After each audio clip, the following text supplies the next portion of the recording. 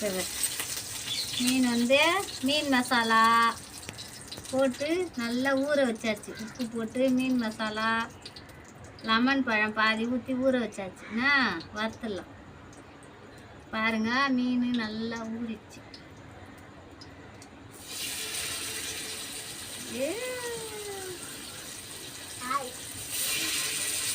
சூப்பராக இருக்குண்ணா.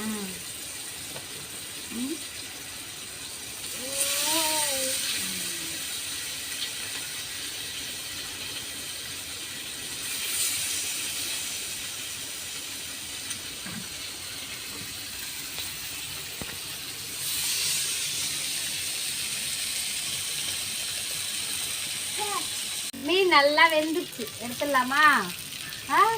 எடுத்துடலாம்.